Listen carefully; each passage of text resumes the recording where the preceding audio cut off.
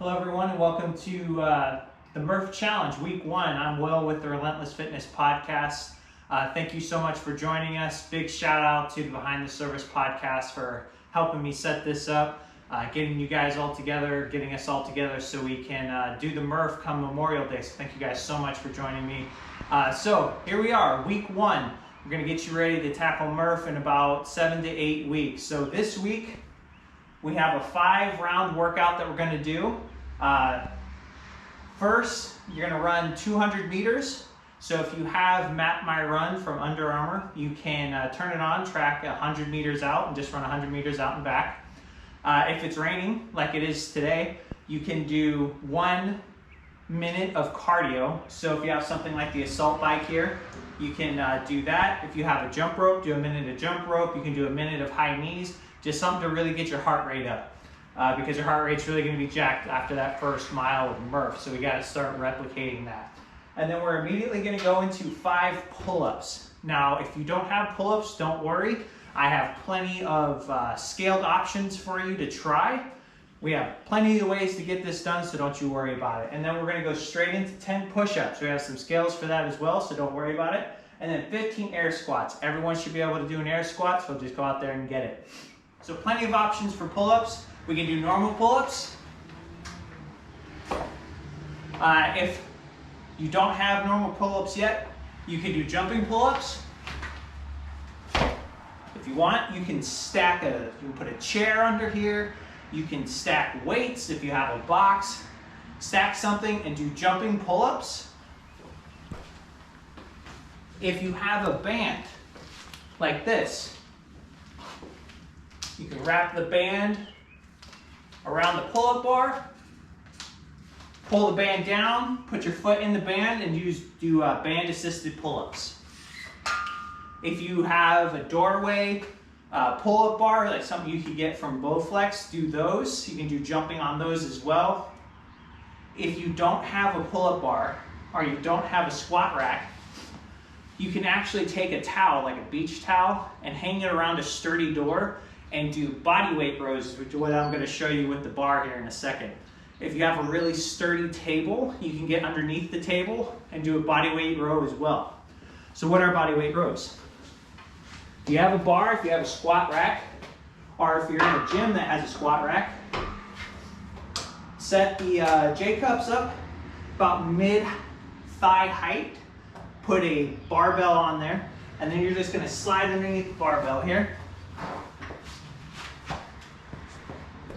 And then we're just going to keep our feet out straight, and we're going to row ourselves up to the bar. If that's too hard, you can always plant your feet on the ground, row yourself up. 5 of those.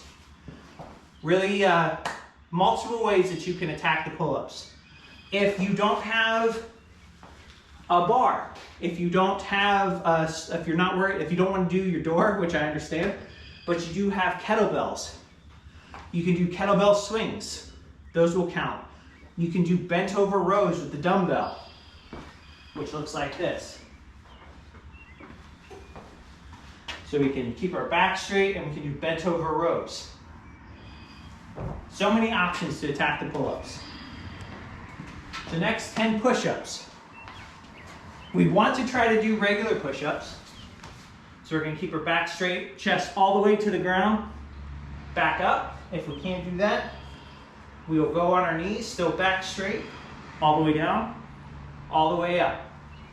Try to make sure that your elbows go out to a 45-degree angle. You don't want them flared out like this, 90 degrees to your side. That's how you end up hurting yourself. So 45 degrees, up. And then we're going to do air squats.